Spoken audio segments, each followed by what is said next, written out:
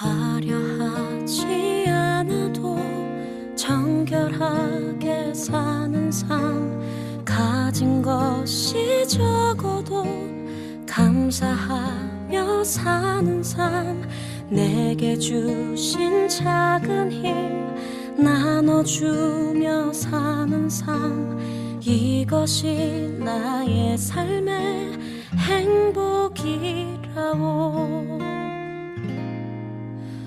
눈물 날 일 많지만 기도할 수 있는 것 억울한 9월 18일 주일 예배 하나님께 올려드립니다.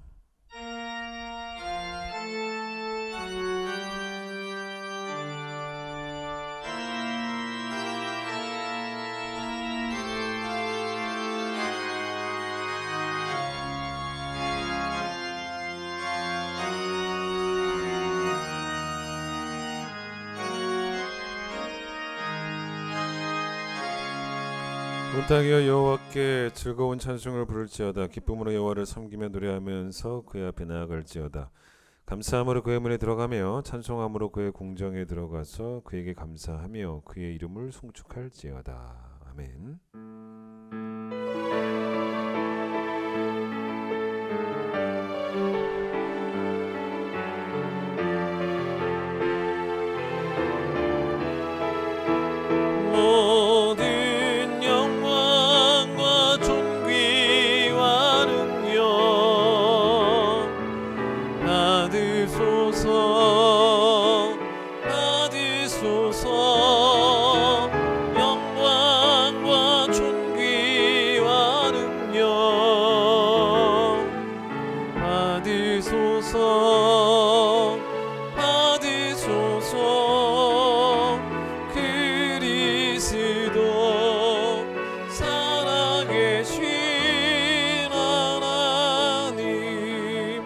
우리 죄를 고백합니다.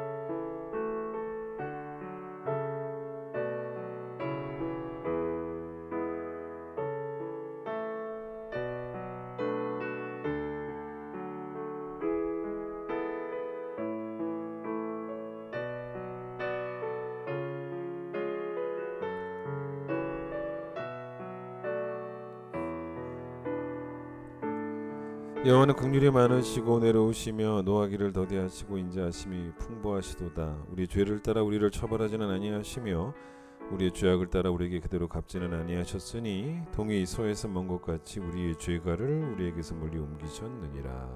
아멘. 신앙 고백합니다. 나는 전능하신 아버지 하나님 천지의 창조주를 믿습니다. 나는 그의 유일하신 아들 우리 주 예수 그리스도를 믿습니다. 그는 성령으로 잉태되어 동정녀 마리아에게서 나시고 본디오 빌라도에게 고난을 받아 십자가에 못 박혀 죽으시고 장사된 지 사흘 만에 죽은 자 가운데서 다시 살아나셨으며 하늘에 오르시어 전능하신 아버지 하나님 우편에 앉아 계시다가 거기로부터 살아있는 자와 죽은 자를 심판하러 오십니다. 나는 성령을 믿으며 거룩한 공교회와 성도의 교제와 죄를 용서받는 것과 몸의 부활과 영생을 믿습니다. 아멘. 205장입니다.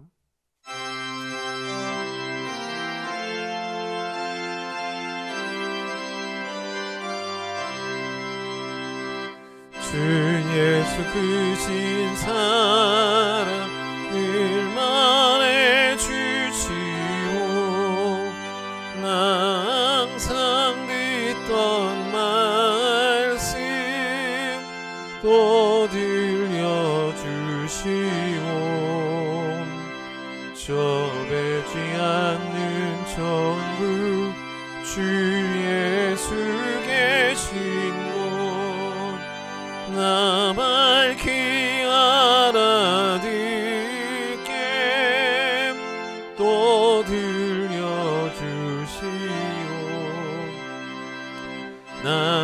항상 듣던 말씀 항상 듣던 말씀 주 예수 크신 사랑 또 들려주시오 아침의 이슬방울 쉬 사라짐같이 내 기억 부족하여 늘 잊기 쉬우니 잘 알아듣기 쉽게 늘 말해주시오 날 구속하신 사랑 보 들려주시오 나 항상 듣던 말씀 나 항상 듣던 말씀 주 예수 크신 사랑 또 들려주시오 주 예수 나를 위해 이 세상 오셔서 날 구속하신 은혜 말하여 주시오 나 같은 사람 위에 주 보혈을 였네 이 복스러운 말씀 또 들려주시오 나 항상 듣던 말씀 나 항상 듣던 말씀 주 예수 크신 사랑 또 들려주시오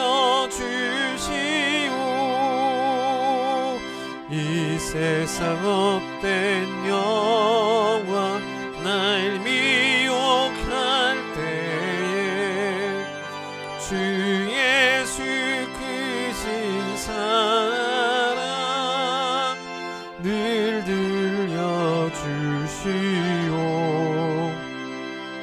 천국의 빛난 영광 내 눈에 비칠 때 주 예수 크신 사랑 또 들려주시오 나 항상 듣던 말씀 나 항상 듣던 말씀 주 예수 크신 사랑 또 들려주시오 마태복음 5장입니다. 마태복음 5장 1절 2절 말씀 마태복음 5장 1절 2절 말씀을 제가 읽도록 하겠습니다. 예수께서 무리를 모시고 산에 올라가 앉으시니 제자들이 나아온지라 입을 열어 가르쳐 이르시되 오늘은 최용호 집사님 기도십니다. 기도드리겠습니다. 지금도 살아계셔서 모든 역사를 주관하시는 하나님 아버지, 아버지의 완전하심을 찬송하며 그 높은 이름 위에 이 땅의 모든 영광과 찬송을 올려드립니다. 사랑의 하나님, 지난 한 주간도 하나님 은혜로 지켜주시고 또 오늘 거룩한 주일을 맞아 예배의 자리로 나올 수 있도록 인도해 주시니 감사를 드립니다. 세상을 살면서 흩어졌던 저의 마음의 중심이 이 시간 온전히 주님께로만 모아지게 하시고 저의 몸과 마음의 주인이 누구인지를 다시 한번 깨닫는 귀한 시간 되게 하여 주시옵소서. 주님, 이 시간 저희 죄를 회개합니다. 저희가 변함없이 예배를 드리고 또 반복적으로 말씀을 듣지만 아직도 저희 모습은 주님 성품보다는 세상을 더 많이 닮아 있음을 고백하고 회개합니다. 부족하고 불완전한 저희들임을 깨닫고 이 시간 진정으로 저희 죄를 회개하는 시간 되게 하시옵소서. 주님, 저희를 긍휼히 여겨주시사 죄를 용서해 주시고 죄로부터 온전하게 변화되는 저희들 될 수 있도록 인도하여 주시옵소서. 저희들을 고치시고 아픈 상처 어루만져 주시사 주님 자녀 천국 백성에 어울리는 성숙하고 굳건한 믿음 허락하여 주시옵소서. 사랑의 하나님, 무엇보다 저희에게 큰 기쁜 교회 허락하심에 감사를 드립니다. 또 이 교회를 통하여 저희들에게 참 복음 되신 그리스도를 믿는 믿음 주심에 감사를 드립니다. 10년 전에 이 땅에 이 큰 기쁜 교회를 계획하시어 세상 속에 섞여 흘려다녔을 저희들을 이 자리에 불러주시고 또 훌륭한 목사님과 좋은 동역자를 저에게 허락하시고 기쁠 때나 힘들 때나 동일한 믿음으로 동일한 곳을 바라보며 서로 가족같이 위로하고 기도하게 하시니 참으로 감사를 드립니다. 주님께서 태초부터 계획하신 대로 이 큰 기쁜 교회에 큰 축복 내려주셔서 시간이 지나도 앞으로 10년이 몇 번 지나도 지금처럼 믿음의 교회, 사랑의 교회로 변치 않도록 주님 은혜 내려주시길 간절히 기도드립니다. 저희 성도들에게는 믿음과 소망의 사랑의 따뜻한 쉼터가 되게 하시고 세상을 향해서는 주님의 향기와 복음이 흘러나오는 믿음의 통로가 되게 하여 주시옵소서. 허락하신 이 소중한 교회 안에서 오직 늘 감사하며 늘 기뻐 기도하는 저희 모든 성도들 될 수 있도록 주님 함께 하여 주시옵소서. 주님, 이 시간 큰 기쁨 교회를 위하여 헌신하는 손길들을 위해 기도드립니다. 저희 선생님들, 교역장님들 그리고 각 부서에서 소리 없이 말 없이 수고하는 손길들을 주님께서 기억하여 주시고 늘 함께하여 주셔서 간혹 힘들고 지칠 때도 주님께서 함께 하시면 외롭지 않다는 것을 깨닫는 저희들 되게 하여 주시옵소서. 택하시고 주님께서 사용하신다면 저희에게는 은혜이며 또한 영광인 것을 깨닫고 감사에 기뻐하며 맡기신 일 잘 감당하는 저희들 될 수 있도록 인도하여 주시옵소서. 사랑의 하나님, 다음 주 월요일부터 일주일 동안 산상수훈 말씀을 가지고 특별 새벽 기도가 열릴 예정입니다. 3년 만에 현장 특세를 주심에 참으로 감사를 드립니다. 말씀 없이는 저희가 살 수 없고 믿음 없이는 버틸 수 없는 무능한 저희들임을 이 시간 고백합니다. 일주일 주시는 말씀으로 저희 믿음이 재무장되고 성령으로 주님 향한 사랑이 불타오르는 시간 될 수 있도록 주님께서 인도하여 주시옵소서. 또한 말씀 준비하시는 목사님 무엇보다 건강 허락하여 주시고 능력을 덧 입히시고 주의 영으로 충만케 하사 강단을 통해 진리의 말씀만 흘러넘치게 하여 주시옵소서. 오랜만에 귀한 특세 주심에 많은 성도들이 참여하게 하시고 또한 이번 특세를 통하여 저희 그리스도의 제자여 복음 가진 하나님의 사람들이여 하는 믿음의 고백이 끊임없이 흘러나오는 하나님께서의 하늘의 큰 역사를 보여주시옵소서. 이 시간 주님의 말씀을 받기를 원합니다. 저희 삶의 목적에 대한 분명 해답을 얻고 저희의 존재 이유를 깨닫는 생명의 말씀, 능력의 말씀이 이 시간 증거되게 하여 주시옵소서. 하나님께로 더 가까이 다가가는 소중한 시간 될 수 있도록 주님께서 축복 내려 주시옵소서. 정성스럽게 준비한 찬양대 찬양을 주님 기뻐 받으시고 온 교회와 성도들에게 은혜로운 찬양이 될 수 있도록 주님께서 인도하여 주시옵소서. 이 모든 말씀 살아계신 우리 주 구주 예수 그리스도의 이름으로 기도드렸습니다. 아멘.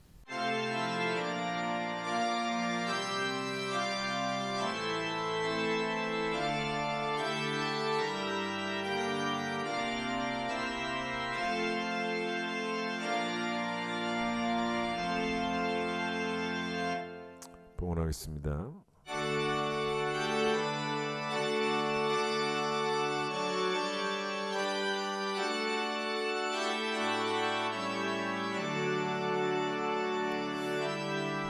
내게 있는 모든 것을 아낌없이 드리네. 사랑하고 의지하며 주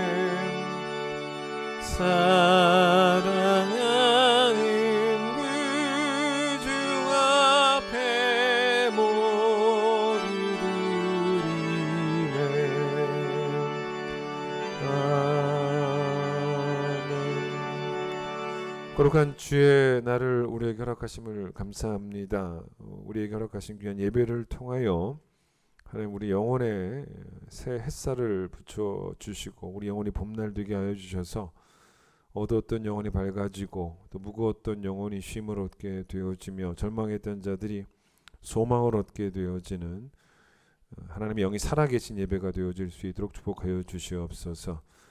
온라인으로 드리는 예배지만 각자의 가정에서 예배 드릴 때 마음과 정성과 뜻을 다 바쳐서 예배 드리게 하여 주시고 또 하나님이 내 인생의 우선순위임을 다시 한번 고백하게 되는 그런 귀한 예배가 될 수 있도록 축복하여 주시옵소서. 우리를 택정하시고 또 우리를 부르시고 우리를 구원하시는 하나님의 은혜를 찬양합니다. 우리 안에 시작하신 착한 일을 주 예수 그리스도의 나라에 이루실 줄을 믿고 또 우리가 특별히 예수 믿는 믿음을 선물로 주심을 감사하며 늘 그 은혜를 예배하는 삶을 살아가는 귀한 성도들 되게 하여 주시옵소서. 온라인으로 하나님께 예물을 드립니다. 10의 1 주님께로부터 받은 것이고 또 주님께 돌려드리는 것이 마땅한 것이기에 아까워하지 않고 기쁜 마음으로 드립니다. 모든 성도들에게 주의 것을 주께 돌려드리는 믿음 허락하여 주시고 또 이웃과 가난한 자들을 위해서 드린 헌금도 주께서 받아주시며 건축 헌금과 모든 헌금이 하나님의 거룩한 제단의 향기가 되기를 간절히 소망합니다. 예수님 이름으로 기도드립니다. 아멘. 교회 소식 전하겠습니다. 내일부터 9월 특세인데 3년 만에 이제 온라인으로는 안 합니다. 온라인으로 안 하고 현장에서만 하게 되어집니다. 월요일부터 금요일까지입니다. 산상수훈의 주제를 가지고 특세를 하는데 5시부터 시작합니다. 여러분 아이들과 함께 다 같이 특세에 참여해 주시기를 바랍니다. 이번 주 토요일 11시는 우리 어르신 구역 연합 구역 예배 있습니다. 그래서 11시까지 교회로 나오셔서 저와 함께 예배를 드리시면 되겠습니다. 3년 동안 또 하지 못했던 대신방이 10월 4일부터 10월 첫째 주 화요일부터 시작이 되어집니다. 여러분 위에서 기도해 주시고 또 은혜 가운데 신방을 또 사모하시면 되겠습니다. 찬양하겠습니다.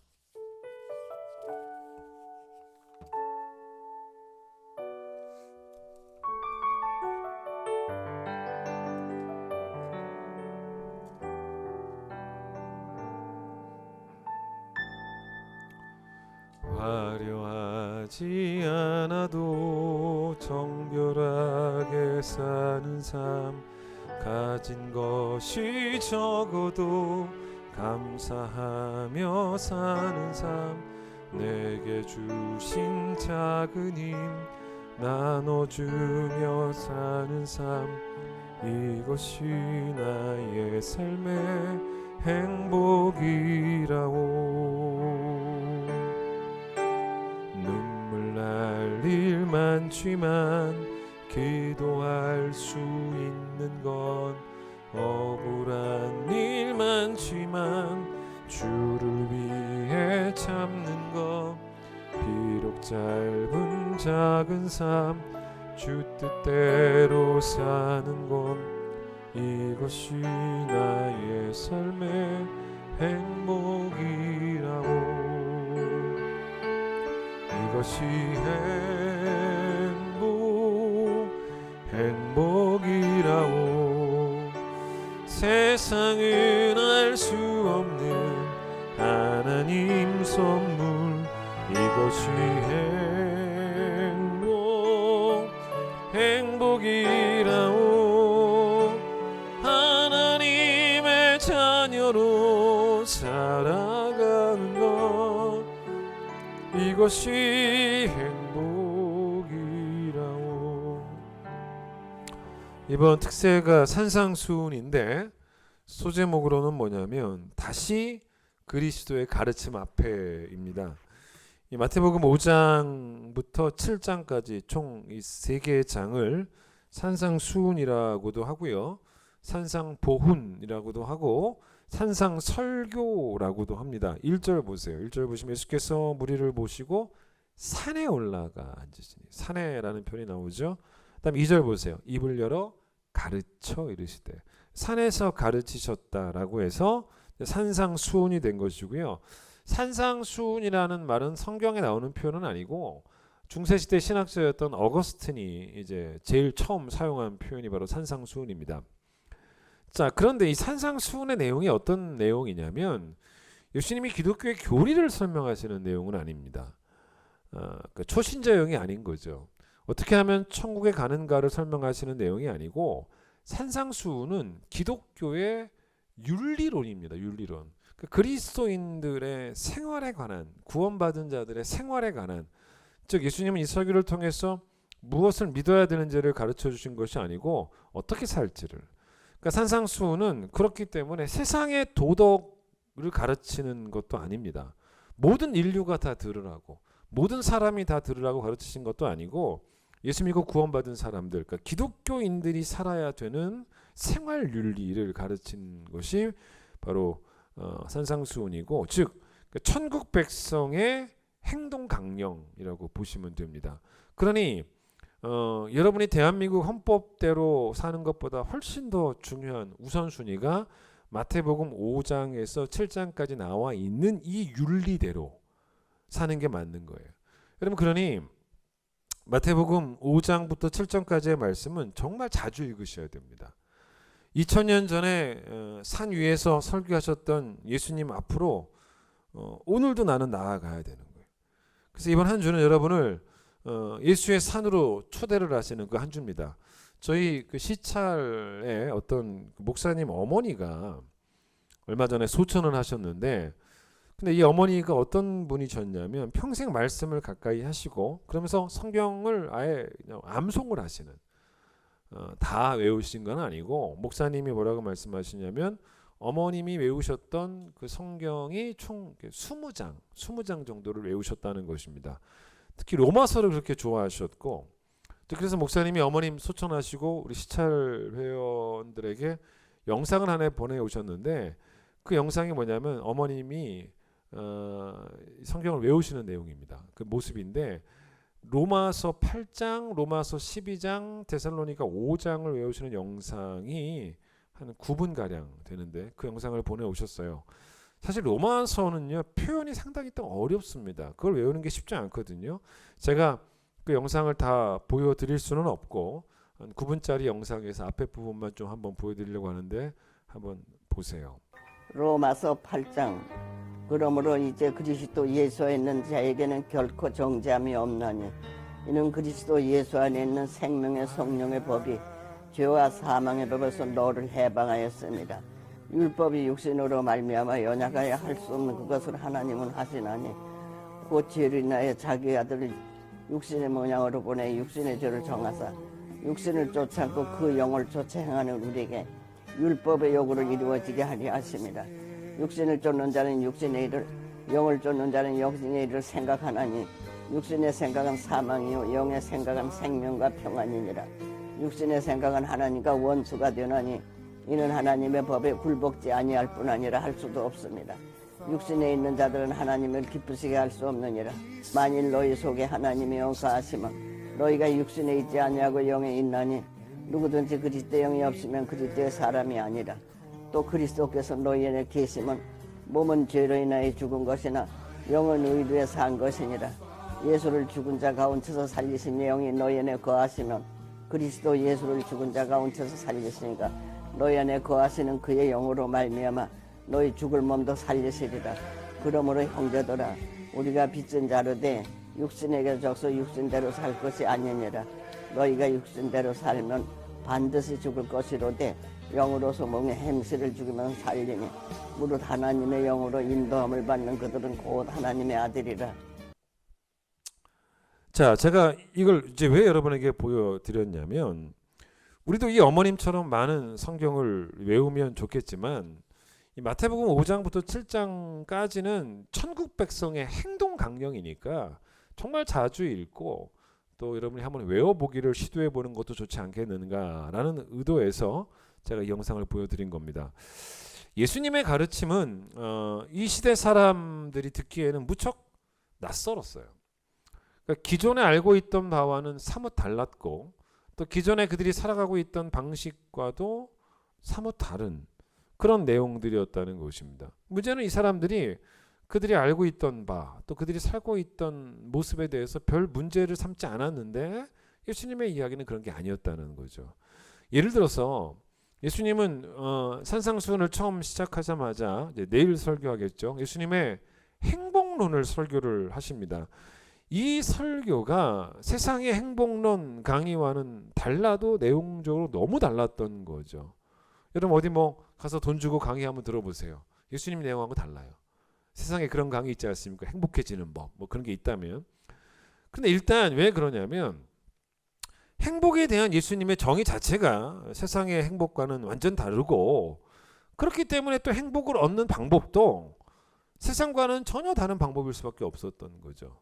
근데 그 정도가 아닙니다. 그 정도가 아니고 예수님은 하나님을 모르는 이방인들에 대해서만 이야기하신 게 아니었다는 겁니다. 이 산상수훈에서 소위 말해서 하나님을 안다고 하는, 하나님을 믿는다고 하는 유대인들에 대해서도 말씀을 하고 계시는데 어떤 말씀이냐면 이들이 생각할 때 이게 경건이다, 이게 거룩이다 라고 생각하는 것에 대해서 뭐 이 정도면은 뭐 충분하다라고 생각하는 것들에 대해서 만약에 예수님도 이 산상수훈에서 맞다, 너희들이 지금 하고 있는 정도 그 정도면 충분하다라고 말씀하시는 게 산상수훈이었다면 이 말씀은 듣는 사람들에게 고뇌를 주거나 듣는 사람들에게 불편함을 주지는 않았을 것입니다. 그러나 예수님은 그 정도로 충분하지 않다라고 설교를 하셨기 때문에 이 설교는 한마디로 파격 그 자체였다는 거죠. 여기 중요한 포인트가 하나 있다면 복음은 기존의 나를 허락하지를 않습니다. 기존의 나를 붙잡고 동시에 복음도 붙잡는 것은 철저하게 불가능합니다. 기존의 나를 붙잡고 동시에 예수님의 가르침도 붙잡는 것은 불가능합니다.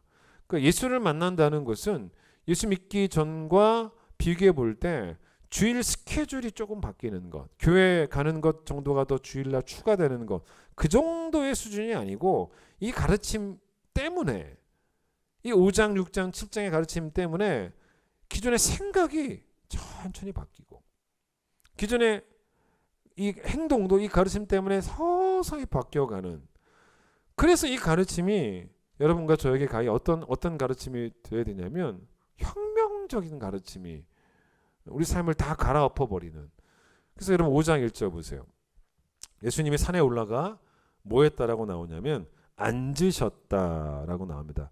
앉아서 가르치셨다는 거죠. 왜냐하면 이 시대의 랍비들은 대부분 다, 여기 뒤에 서기관도 나오지만 서기관들은 대부분 다 앉아서 가르칩니다. 잠깐 마태복음 13장을 가보세요.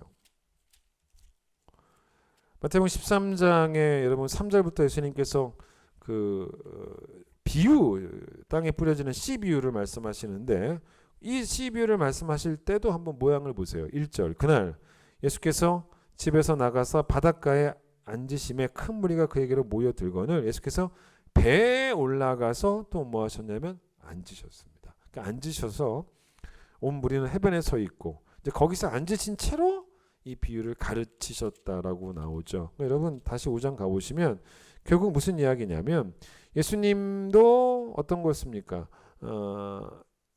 그 시대 랍비들처럼 앉아서 가르쳤다는 거죠. 그런데 중요한 것은 거기까지는 비슷할지는 모르겠지만 그래서 사람들도 뭐 비슷한 줄 알고 들으러 왔겠지만 내용 자체는 완전히 달랐다는 거예요. 그래서 아마도 여러분 1절에 그런 의도로 마태복음 5장 1절에 일부러 이 마태복음을 쓴 저자가 구분을 한 것 같아요. 뭐와 뭐를, 무리와 제자를 구분을 하지 않았을까라고 생각이 듭니다. 그러면 여러분 1절에서 말하는 무리들은 누구겠냐는 것입니다. 4장 23절 가세요. 4장 23절에 예수님이 땅에 오셔서 하신 공생의 기간 동안 하신 행적이 나옵니다. 세 가지를 하시죠. 크게 두 가지일 수도 있습니다. 예수께서 온 갈릴리에 두루 다니시다 그들의 회당에서 뭐합니까? 가르치셨죠. 천국 복음을 전파하셨죠. 두 가지일 수도 있고 한 가지일 수도 있죠. 게다가 뭐도 하셨냐면 백성 중에 모든 병과 모든 악한 것을 고치셨습니다. 자, 그러니까 예수님 뭐 하셨습니까? 가르치시고 전파하시고 그리고 마지막으로 고치시는 기적도 행하셨다는 거죠.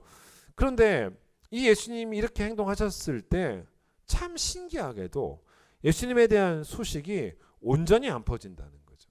퍼지기는 퍼지는데 온전히는 안 퍼집니다. 어떻게 퍼졌냐면 예수님에 대한 소문이 막 났는데 어떤 소문이 났겠습니까? 세 번째 것에 대한 소문만 나는 거예요. 첫 번째 가르치시고, 두 번째 전파하시고, 싹 다 빠지고 고치신다. 이것만 소문 난 거죠. 24절 그의 소문이 온 수려에 퍼져서, 그럼 사람들이 배우러 와야 되지 않습니까? 배우러 오는 사람은 없어요. 어떤 사람이 왔습니까? 앓는 자, 병에 걸려서 고통당하는 자, 귀신 들린 자, 간질하는 자, 중풍병자, 모든 병자들이 다 고침받으려고 왔다는 것입니다. 그러니까 결국 가르침에 대한 소문은 쏙 빠지고 치유에 대한, 기적에 대한 소문만 나는 거죠. 큰 기쁨 교회 오셔가지고 여러분 병이 나았다. 아니 뭐 중요하죠. 좋죠. 근데 이거보다 훨씬 더 중요한 게 뭐냐면 큰 기쁨 교회 와서 예수 그리스도의 가르침을 다시 만나게 됐고, 그 가르치심이 기존의 나의 생각을 갈아엎어 버렸고 기존의 나의 행동을 바꿔버렸어. 이제 이렇게 나와야 되는 게 맞는 거예요. 그래서 예수님이 이 치유하셨을 때 이 치유 사역에 열광을 했던 사람들이 예수님을 계속 쫓아다닌 것 같아요. 이런 사람들을 성경은 뭐라고 표현했냐면 25절 끝에 보세요. 수많은 뭐라고요? 무리라고 표현. 무리가 따랐다는 것입니다. 그래서 그게 고스란히 어디로 간 거예요? 5장 1절로 가는 거예요. 예수님이 그 무리를 보셨다는 거죠. 근데 산에 올라가셨을 때 아마도 대부분의 무리도 예수님을 따라 올라갔겠죠. 이 흐름을 보니까. 근데 1절 보시면 그때 예수님에게 가까이 나와서 말씀을 들은 사람들을 성경은 뭐라 그러냐면 무리라고 하지 않고 제자라고 한다는 거예요. 제자들이 다가와서 말씀을 들었다는 것입니다. 그러니까 아마 12제자였겠죠. 그러니까 여러분 예수님의 이 5장부터의 설교는 무리용이 아니에요. 제자용이었습니다. 물론 이 무리들도 예수님의 말씀을 들을 수 있는 그런 거리 정도는 있었을 것입니다. 그러나 아마도 대부분의 무리들은 어떤 생각을 하면서 거기 있었겠냐면 기다렸겠죠. 뭘? 설교 언제 끝나나? 빨리 설교 끝내시고 2부 순서 해야 되시는 거 아닌가? 빨리 고쳐주셔야지. 이러고 있었을 것이라는 것입니다. 여러분 결국 뭐냐면 무리와 제자의 차이가 뭔지가 이 본문에서도 드러나는 거죠. 무리는 어떤 사람들이 무리냐면 그리스도의 가르치심에 관심이 없어요. 그러나 여러분 제자는 어떤 사람들이냐면 그 가르침을 불편하게 느끼는 사람들입니다. 그런데 불편한 이유가 뭐겠냐는 거예요. 왜 불편하냐? 그 이유가 뭐냐면 그리스도의 가르치심에 문제가 있어서 불편한 게 아니라 내가 뼛속까지 죄인이기 때문에 불편한 거예요. 즉 쉽게 말하면 익숙했던 것에서 낯선 것으로 나를 지금 옮겨야 되지 않습니까? 내 영적 존재를 이사를 시켜버려야 됩니다. 그게 불편하죠. 원래 이사는 불편해요. 새로운 곳에 가서 사는 게 쉽겠습니까? 그 불편한 게 너무 싫은 거죠. 그런데 그게 비록 불편한 일이긴 하지만 그렇다고 해서 예수 그리스도에게 배우는 새로운 진리가 말도 안 되는 진리여서 불편한 게 아니라 배우고 나면 결국 그게 맞다는 판단은 분명히 서기 때문에 그래서 불편해도 또 말씀을 들으려고 산에 올라가는 사람들이 바로 누구다? 제자라는 거예요. 그러니까 산상수훈은 사실 고뇌 속에서 듣는 말씀입니다. 그렇게 강력한 말씀입니다. 카일 아이들먼이라고 하는 분이 쓴 책 가운데 뭐 아시는 분들 계실 거예요. 제자인가 아니 팬인가 아니면 제자인가라는 그런 책이 있는데 그 책을 읽으면서 우리가 정말 예수님의 팬인지 예수님의 제자인지를 체크를 한번 해보라는 것입니다. 그 오늘 본문에 나오는 표현대로라면 무리는 팬이죠. 제자는 아닙니다. 그 책의 한 부분을 제가 읽어드리겠습니다. 요즘 예수님 주변에도 팬이 많다. 팬은 일이 잘 풀릴 때는 예수님을 응원하지만 반대 상황에 이르면 언제 그랬냐는 듯이 몸을 돌려 다른 선수들에게 들러붙는다. 뭐 예를 들어서 제가 이제 그 롯데 팬이라고는 말을 하는데 제가 야구 프로야구 롯데를 좋아합니다. 롯데가 잘하면 좋아합니다. 못하면 잘 보지도 않습니다. 잘하면 좀 보려고 하고 뭐 그런 그게 딱 팬의 수준입니다. 자 그런데 이런 팬들이 이 본문 속에 나오는 바로 무리들이죠. 그런데 이것보다 조금 더 나은 수준, 요거보다는 좀 나은 수준의 제자가 아니라 좀 나은 수준의 팬도 그 책에서 얘기합니다. 근데 여러분 더 나은 수준의 팬일 뿐이지 그렇다고 해서 제자는 아니라는 거죠. 그래서 이 책에서 저자가 어떤 표현을 쓰냐면 이런 팬들의 문제는 조금 더 낫다라고 볼 수는 있지만 그러나 옳은 건 아니라는 겁니다. 이런 팬들은 뭐가 문제냐면 자기들만의 기준을 가지고 있다는 겁니다. 그것을 이 저자가 표현을 뭐라고 했냐면 이 책에서 종교적인 법을 갖고 있다는 것입니다. 자, 팬이 사용하는 다른 기준은 뭐냐면 종교적인 법을 갖고 있다는 거죠. 자, 제가 한번 그거 읽어드릴게요. 팬은 자신이 종교적 법과 의식을 잘 지키기 때문에 진정한 제자라고 말한다. 매주 빠짐없이 교회 나가고 헌금을 꼬박꼬박 드리고 요양원에서 자원봉사도 하고 기독교 라디오 방송만 듣고 성인용 영화는 곁눈질로도 보지 않고 파티에서는 술을 먹지 않고 주스만 마시는 그런 사람. 그들은 나 같은 제자 받냐라고 말을 한다는 것입니다. 게다가 이런 팬의 가장 또 흔한 증상 중 하나가 뭐냐면 자기가 제자라는 걸 확신을 한다는 거죠. 그래서 우리가 산상수훈을 들어야 되는 겁니다. 산상수훈은 종교의 법이 아니, 내가 만든 종교적 법이 아니고 예수 그리스도의 법입니다. 그러니까 제자라는 말은 누구의 제자라는 말입니까? 예수 그리스도의 제자라는 것이기 때문에 제자는 종교적 법을 갖고 있으면 안 되고요. 스승의 법을 갖고 있어야 되는 게 제자입니다. 그러니까 내가 정한 기준을 가지고 있으면 안 되고, 그래서 이번 일주일 동안 산상수훈의 설교를 한번 들어보세요. 여러분이 어떤 생각을 하게 되는 게 당연한 마지막 날의 결론이 되냐면, 아, 내가 예수 믿는 것을 너무 쉽게 생각을 했구나 라고 생각하면서 내 안에 가득한 그 팬 기질을 다 회개하시게 되어야 되는 거예요. 내 안에 있었던 그 모든 종교적인 법들을 제거하는 그런 시간이 이번 특세가 되셔야 되는 것입니다. 일주일 동안 불편해도 산을 도망치시면 안 돼요. 불편해도 예수님의 그 가르치심이 있는 이 예수 그리스도의 마태복음 5장의 산에서 떠나서는 안 되는 것입니다. 얼마 전에 우리 새롭게 등록하신 여자분이 계세요. 그래서 제가 새신자 신방을 갔는데 그분께서 신방 중에 이런 말씀을 하시더라고요. 목사님 처음 저에게 왔을 때 첫날 설교를 듣는데 설교가 내용적으로 너무 강했다는 거예요. 막 죄를 들춰내고 막 속을 후벼 파는 그런 아주 무서운 내용이었다는 겁니다. 그런데 이제 그 다음 주에 왔는데 그날도 또 그런 설교들 하는 거예요. 2주 연속. 그래서 만약에 보세요. 2주 연속 이런 설교를 들으니 너무 불편하고 너무 안 좋고 너무 힘들고 싫었다면 이분이 어떻게 했겠습니까? 2주 연속 들으면 3주 연속 그런 설교를 또 이 교회가 이 목사가 또 할 수 있는 거 아니겠습니까? 그럼 듣고 싶지 않겠죠. 그럼 이분이 이 교회는 2주만 감고로 끝내자 이런 마음을 가질 수 있지 않겠습니까? 그런데 이분이 셋째 주일에도 말씀을 기대하면서 말씀에 대한 사모함을 가지고 우리에게 나오신 거예요. 근데 또 셋째 주는 또 하필 내용이 부드러웠어요. 그렇게 말씀하시더라고요. 그러니까 이분의 이야기는 셋째 주에 나왔는데 말씀이 부드러워서 그래서 다행이었고 그래서 제가 그날 등록하려고 마음을 먹었습니다가 아니었다는 겁니다. 그분의 이야기는 어떤 것이었냐면 제가 이분의 이야기를 이렇게 들으면서 이분이 예수를 잘 믿는 분인가 잘 믿지 않는 분인가 제가 정확히 판단할 수는 없죠. 그래서 제가 그런 판단을 할 수 있었습니다. 이분이 예수를 잘 믿고 싶은 마음은 있구나.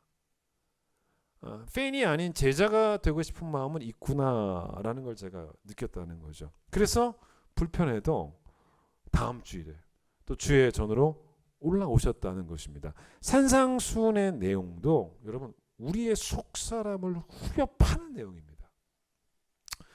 표현이 제가 좀 웃기기는 하지만 이런 거죠. 내가 꼭 지켜내고 싶은 죄 있지 않습니까? 그래서 아무도 건드리지 않고 간섭하지 않기를 바랬던 그런 죄까지도 다 이 말씀이 폭로합니다. 설교 장소가 어디였어요? 갈릴리에 있는 어떤 산입니다. 예수님이 설교하시기에 참 좋은 장소를 제공받으신 적이 없어요. 머리 들 곳조차 없으셨던 예수님은 설교할 만한 장소도 공급받지 못하십니다. 그런데 그냥 산에서 앉으셔서 돌 위에 앉으셨겠죠. 그런 예수님의 이런 강단이 있는 것도 아니고 어떤 분위기 자체가 안 돼요. 예배당은 그래도 분위기라도 되지 않습니까? 최대한 분위기를 만들어 놓지 않습니까? 근데 그 산 속에 무슨 분위기가 있겠습니까? 근데 예수님은 그 공간의 열악함마저도 예수님 그분의 카리스마로, 예수님의 그 권위로 압도해 버리십니다. 여러분, 성공적인 설교를 위해서 필요한 것은 사실 훌륭한 음향시설이 아니에요. 훌륭한 예배시설도 아니고 또 같이 설교를 듣는 사람이 옆에 많이 앉아있는 것도 아닙니다. 그게 설교를 성공적으로 만드는 게 아닙니다. 여러분, 성공적인 설교를 위해서 필요한 것은 딱 한 가지밖에 없다는 걸 보여주신 거죠. 그게 바로 뭡니까? 말씀이신 예수님이라는 거예요. 말씀이신 예수님만 있으면 다 된다는 겁니다. 그래서 예수님이 이 산상수훈의 설교를 마치셨을 때 물론 제자들은 예수님의 권위에 압도를 당했겠죠. 즉 예수님의 말씀이라면 다 옳다라고 수긍하고 그 설교를 불편하지만 받아들였을 것입니다. 그렇다면 이제 무리들의 반응은 어떻게 했는가 상상해 볼 수가 있죠. 무리 중에 꽤 많은 숫자들은 아예 설교에는 무관심하고 아까 말씀드린 것처럼 2부 순서만 기다리고 있었던 사람도 있었을 것이고, 두 번째는 설교를 듣다가 야 이건 우리와 맞지 않는다, 우리의 생각과 또 우리의 지금 행동과 맞지 않는다라고 생각해서 심하게 거부하고 배척하고 이를 가는 사람도 있었을 것이고, 그런데 그런 사람들만 있지 않더라는 것입니다. 이 무리 중에는 예수님의 가르침에 좋은 의미로 놀란 사람들이 있었다는 것입니다. 그 보고가 어디 나오냐면 7장으로 가보세요. 7장 28절 29절 말씀을 제가 읽겠습니다. 예수께서 이제 다 끝나셨어요. 산상수훈이 끝나니까 그 뒤에 반응입니다. 예수께서 이 말씀을 마치심에 무리들이 그의 가르침에 놀라니 이는 그 가르치시는 것이 권위 있는 자와 같고 그들의 서기관들과는 같지 않았다. 여러분 이게 뭔 말인지 제가 설명을 한번 드려보겠습니다. 자, 이 말이 무슨 말이냐면 29절 그 가르치시는 것이 권위 있는 자와 같고 그들의 서기관들과 같지 않았다. 이 말이 무슨 말이냐면 예수님은 설교자가 권위를 얻기 위해서 다른 걸 의지하지 않으셨다는 거예요. 그거를 사람들이 느꼈다는 겁니다. 무슨 말이냐? 누구랑 비교합니까? 서기관들과 비교를 하지 않습니까?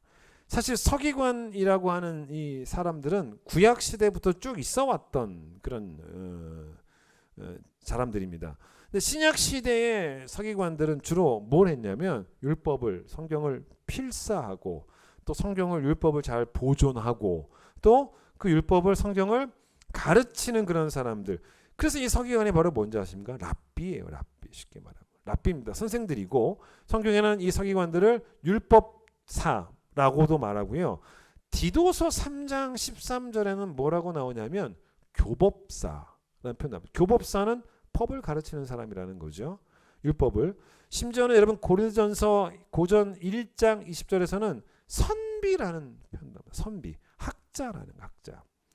그런데 이 서기관들이 유다 백성들을 가르칠 때 어떤 권위를 빌려와서 어떤 권위를 근거로 해서 어떤 권위를 의지해서 가르쳤겠냐는 겁니다. 구약의 권위죠. 율법의 권위를 빌려와서 가르쳤겠죠. 이거야 별로 문제될 게 없어요. 근데 문제는 이들이 어떤 권위까지 갖고 왔냐면 유대인의 전통, 그들의 전통이 있지 않습니까? 전통까지도 권위의 근거로 내세운 거죠. 그게 서기관들의 가르침이었습니다. 특히 예수님은 이 서기관들이 전통을 가지고 얘기하는 걸 너무 싫어하셨어요. 전통이 성경이 될 수는 없는 노릇인데 어쩔 때는 이 성경보다 전통을 더 앞세우는 경우가 많았기 때문에 그걸 너무 싫어하셨습니다. 그런데 이 좋은 의도로 놀랬던, 좋은 의미로 놀랬던 이 무리들이 느낀 것은 뭐냐면 이분은 어떤 권위도 빌려오지 않더라는 겁니다. 그걸 느꼈다는 거예요. 왜 그러냐? 예수님 자체가 권위예요. 예수님은 하나님의 아들입니다. 예수님이라고 하는 설교자에게는 뭐가 있냐면 신의 권위가 있는 거예요. 예수님 자체가 권위입니다. 예수님은 예수님의 생각을 그냥 선포하시기만 하면 끝나는 거예요. 그래서 그게 산상수훈입니다. 예를 들어 자 5장 잠깐 봐보세요. 5장 17절에 예수님께서 이런 말씀하세요. 내가 율법이나 선지자들을 폐하러 온 줄로 생각하지 말아라. 폐하러 온 게 아니라 완전하게 하려 왔다라고 말씀하신 거는 뭐냐면 예수님은 구약의 율법에 관한 말씀을 하시면서 당연히 예수님도 구약의 율법의 권위를 인정하신다는 거예요. 그걸 무시하는 분이 아닙니다. 그래서 구약을 율법을 폐하러 온 게 아니고 완전하게 하러 왔다라고 말씀하셨는데 그러면서 이 구약의 권위를 가지고 설교를 하는 듯하게 보이거든요. 그게 바로 21절입니다. 보세요. 옛사람에게 말한 바 이게 뭡니까? 구약의 권위를 갖고 오신 거예요.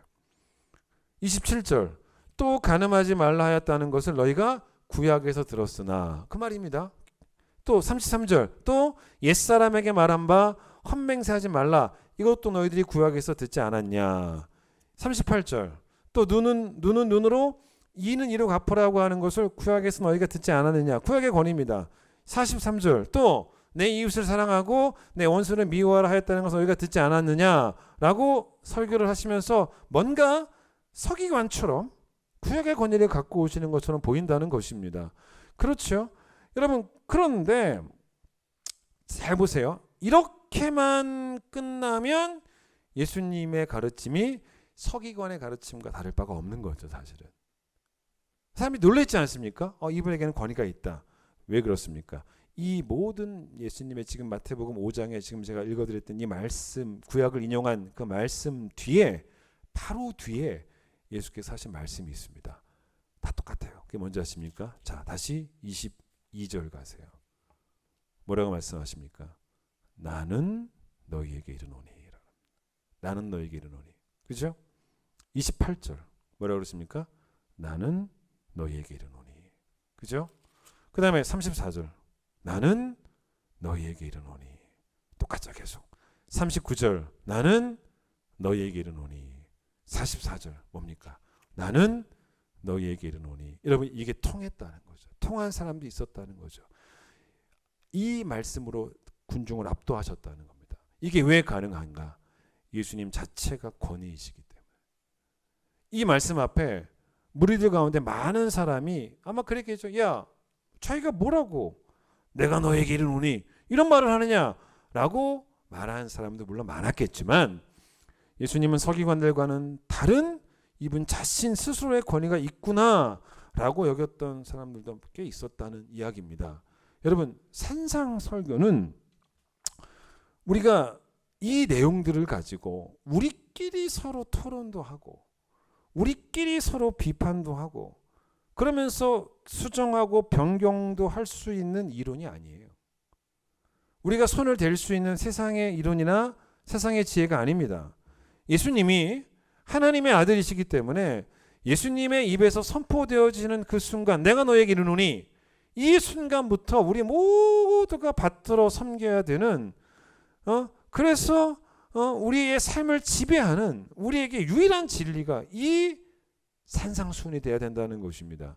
예수님의 이 가르침보다 더 권위 있는 가르침이 만약 여러분과 저에게 있다면 우리는 세상 사람들 속에서는 지혜롭다라는 말을 들을 수 있을지는 모르겠지만 실제적으로는 어리석은 사람일 수밖에 없다는 거죠. 세상에 요구하는 다른 이 혁명적인 요구 앞에서 그것을 고뇌하면서 그것을 듣지만 그 불편함 가운데 받지만 바뀌어야 되는 것은 뭡니까? 이 가르침이 아니라 내가 바뀌어야지 된다라고 고백하는 사람 불편하지만 이 가르침의 문제가 아니고 나의 문제니까 내가 바뀌어야 한다라고 계속 이 말씀을 듣는 이 산 위에서 내 스스로에게 그 작업을 하는 사람 그런 사람만이 예수의 제자가 될 수 있다는 것입니다. 그래서 사도들이 뭘 했습니까? 그런 일을 한 거예요. 초대교회 사도들은 성도들을 계속 뭘 했냐면 예수의 가르침 앞에 계속 세웁니다. 성도들이 불편해해도 세웁니다. 성도들을 자기 사람으로 만들려는 의도는 조금도 없었고 성도들을 예수의 사람으로 즉 예수의 법, 종교적인 법이 아니라 예수의 법의 지배를 받는 예수께 속한 예수의 사람으로 예수의 제자로 만드는 것이 사도행전의 교회론이었습니다. 그 초대교회의 특징이 여러분 사도행전 2장 42절부터 47절까지 나오는 여기 뭐라고 나오냐면 이 교회에 토론이 있었다라고 말하지 않습니다. 42절에 딱 뭐라 그럽니까?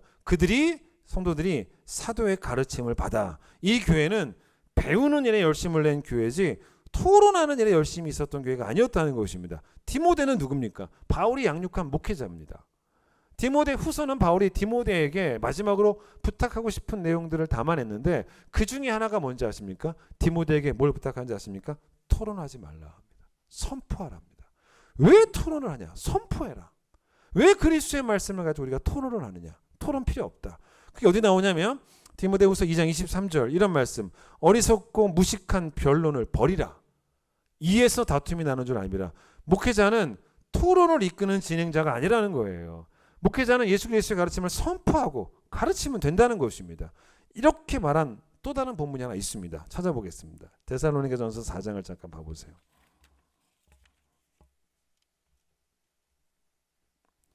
4장 331페이지 3절과 8절을 제가 한번 읽어보겠습니다. 3절 하나님의 뜻은 이것이니 너희의 거룩함이라 곧 음란을 버리고 까지만 읽겠습니다. 그다음에 8절 그러므로 저버리는 사람은 사람을 저버림이 아니요 너에게 그의 성령을 주신 하나님을 저버림이니라 라고 바울이 말을 합니다.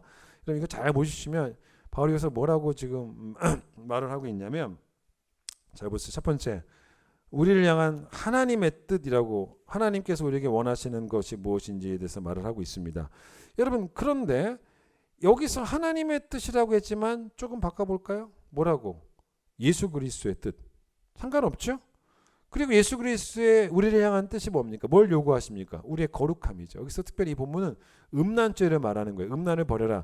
산상수훈에도 음란에 대한 얘기가 나오지 않습니까? 예수님도 나는 너에게 이르노니 이게 음란이다 라고 가르치셨습니다. 그렇게 보시면 돼요. 그래서 여기 3절을 예수님의 뜻은 이것이니 우리의 거룩함이다 라고 그렇게 해도 전혀 무리가 없죠. 자 그런데 그러고 난 다음에 8절 보세요. 이게 좀 어려워요. 저버리는 사람은 사람을 저버림이 아니고 예수님을 하나님을 저버리는 것이다 라고 말합니다. 여러분 이게 좀 어렵죠. 왜 어렵냐면 저버린다라는 말이 영어 성경 보시면 뭐라고 나오냐면 무시하다, 거절하다 그런 뜻입니다. 근데 도대체 이 흐름상 무엇을 저버렸다는 겁니까? 무엇을 무시했냐? 무엇을 거절했냐? 표현이 잘 안 돼 있죠. 그러나 조금 더 연구를 해보면 어떻게 하게 되냐면 무엇을 저버렸냐면 위에서 말한 이 가르침을 무시했다는 겁니다.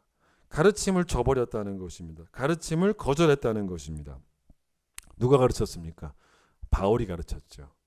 그런데 사람들이 바울의 가르침을 무시했을 때 바울이 뭐라 그래요? 여러분은 날 무시한 게 아닙니다. 날 저버린 게 아닙니다. 날 거절하기 전에 이미 누구를 거절하신 것이냐면 예수 그리스도를 거절하는 것입니다. 이렇게 말을 한 거죠. 이 말은 바울이 예수님이란 말이 아니잖아요. 이 말은 바울의 목회 철학이에요. 바울은 성도들에게 예수 그리스도의 가르침만을 가르치겠다는 이야기입니다. 그걸 다짐한 거예요. 여러분 왜 우리가 계속 예수 그리스도의 가르침을 이 목회자를 통해서 큰 기쁨 교회에 나오셔서 배우셔야 되는가? 그 이유가 또 하나 있습니다. 왜냐하면 무지는 무죄일 수 없습니다. 여러분 무지가 왜 무죄입니까? 무지도 유죄입니다. 왜 유죄냐면 배우기를 게을리한 거예요. 유죄입니다. 여러분 자 지금 교통법이 많이 바뀌고 있지 않습니까? 그래서 여러분 교통법이 바뀌어가지고 이제 시행이 됐는데 계도 기간도 보통 있긴 하죠. 근데 내가 그 법을 몰라서 교통법규를 어겼습니다. 경찰한테 붙잡혔습니다. 그럼 경찰한테 몰랐습니다라고 말하면 안 통합니다. 그럼 경찰이 뭐라 그럽니까? 그렇게 많이 알렸는데 왜 안 배웠습니까? 왜 배우지 않았습니까? 왜 알려고 하지 않았습니까? 유죄라는 거죠. 고린도전서 4장을 잠깐 봐볼까요? 여러분 이게 그 얘기죠. 저는 이 말씀이 좀 어려웠는데 고민하다 보니까 이런 의미도 있을 수 있지 않을까라는 생각이 들었습니다. 바울을 봐서는 그럴 수 있다는 거죠. 바울이 어떤 사람인지 우리가 아니까. 고린도전서 4장 4절을 보세요. 뭐라고 했습니까? 266페이지. 내가 뭘 자책할 아무것도 깨닫지 못하지만 이로 말미암아 의롭다함을 얻지는 못한다 라는 말을 이제 바울이 했는데, 이게 뭘까 좀 고민해봤는데, 이게 뭐겠습니까? 자기가 자책할 아무것도 깨달지 못한다라고 하는 이유는 첫 번째 이럴 수 있죠. 내가 예수의 법을 다 알고 지켜서. 여러분, 알고 지키면 자책할 것을 깨닫지 못할 수도 있습니다. 근데 바울은 그런 의도가 아니겠죠. 내가 완벽하다, 그런 말이겠습니까? 그게 아니고, 두 번째는 뭐가 있습니까? 예수의 법을 아직 모르는 게 있어도 자책할 아무것도 깨닫지 않을 수가 있다는 거죠. 깨닫지 못할 수가 있다는 것입니다. 예를 들어, 자, 아까 말씀드렸던 것처럼 종교의 법으로 자기 자신을 이렇게 철저하게 보호하는 사람들은요, 자책할 것을 깨달을 수 없을 수 있어요. 그래서 바울은 결국 이 본문을 저는 어떻게 파악하게 되었냐면, 배우는 일에 게으른 것도 죄라는 것입니다. 여러분, 그리스도의 말씀 앞에 매일매일 서지 않는다면 내가 문제없다라는 위험한 생각으로 내가 지배를 받습니다. 배우지 않아서 무죄한데 나는 무죄하다. 무지는 무죄가 아닙니다. 무지는 유죄입니다.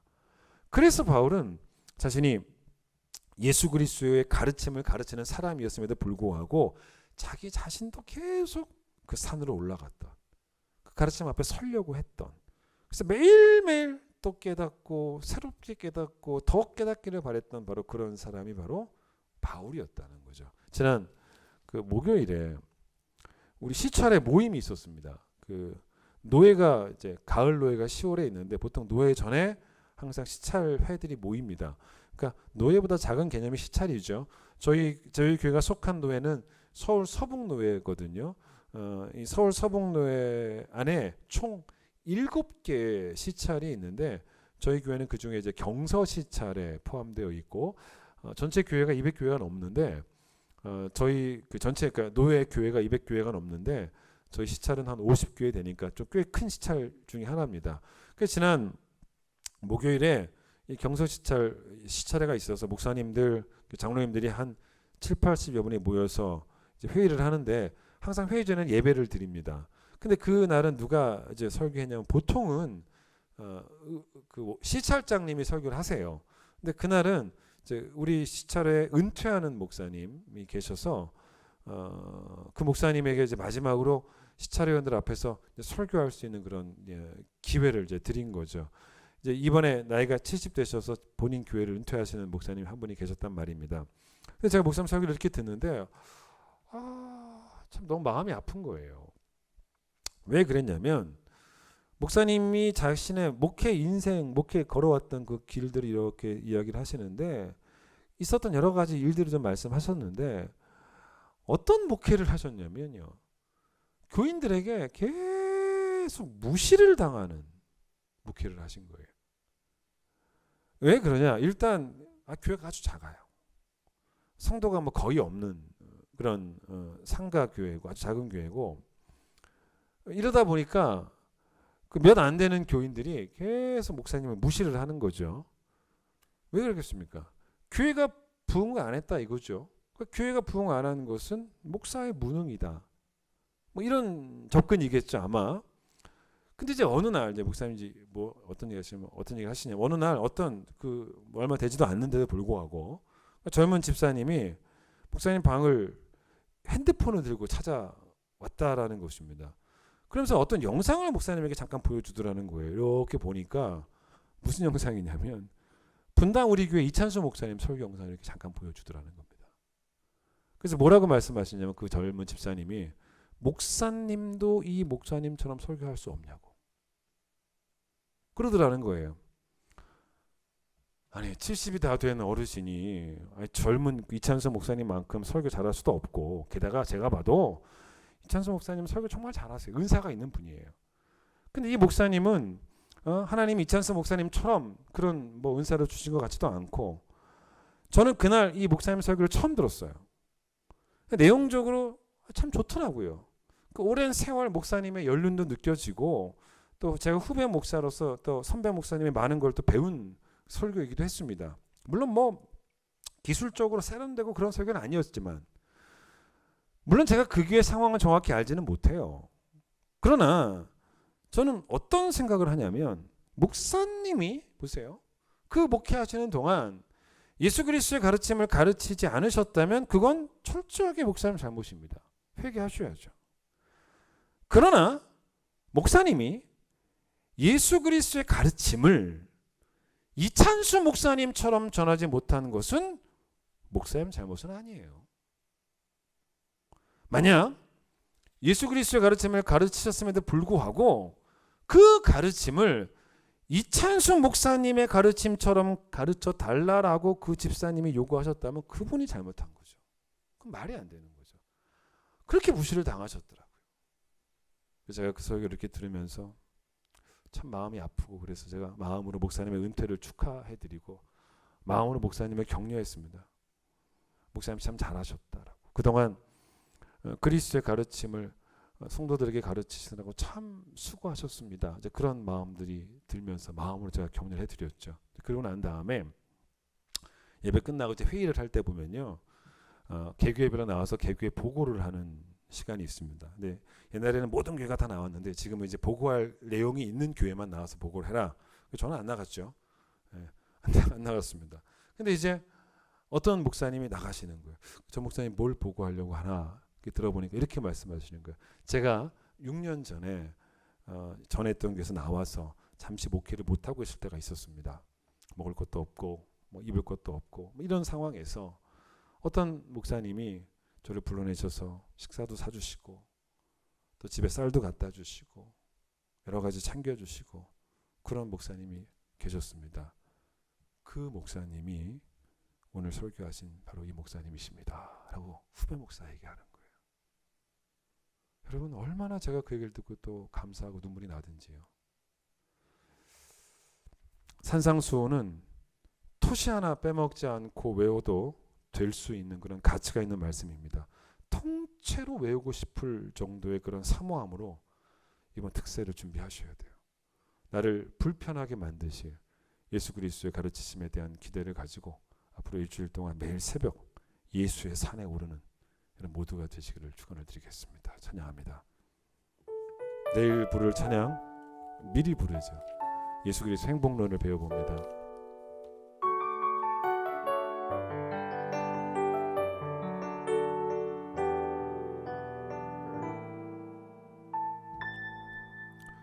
화려하지 않아도 정결하게 사는 삶, 가진 것이 적어도 감사하며 사는 삶, 내게 주신 작은 힘 나눠주며 사는 삶, 이것이 나의 삶의 행복이라오.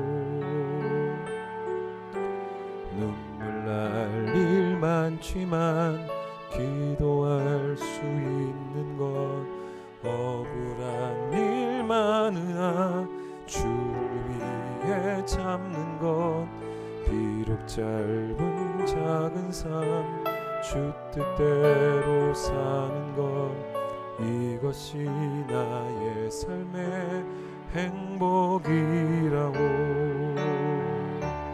이것이 행복이라고.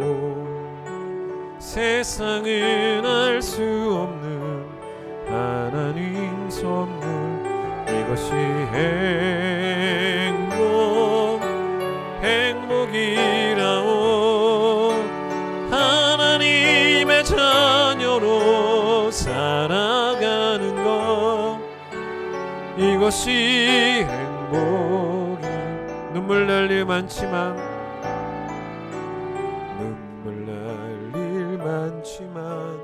기도할 수 있는 것, 억울한 일 많으나 주를 위해 참는 것, 비록 짧은 작은 삶 주 뜻대로 사는 것, 이것이 나의 삶의 행복이라. 이것이 우리의 행복입니다. 이것이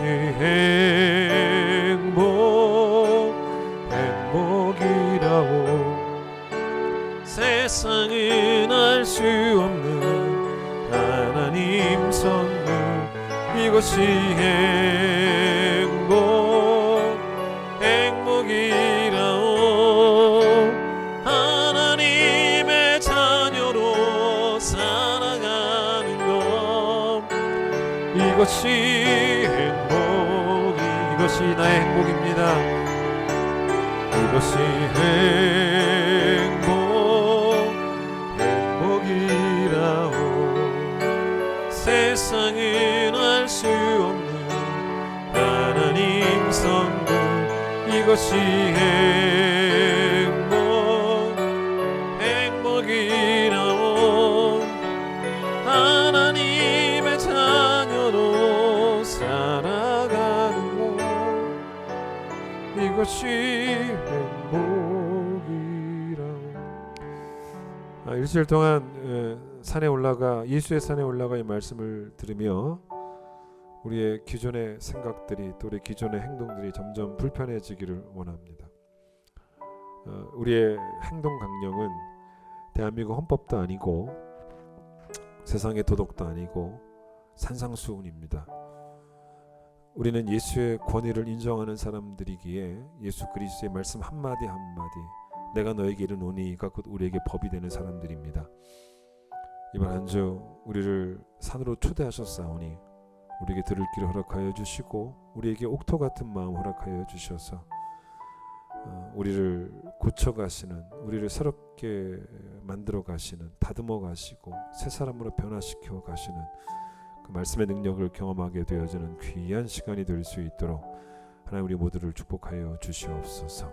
매일매일 그리스도의 가르치심 앞에 서는 것이 우리의 당연한 삶의 모습이 되게 하여 주셔서 그 말씀으로 인도함 받는 귀한 삶을 살아가는 귀한 성도들 될 수 있도록 하나님께서 우리를 축복하여 주시옵소서.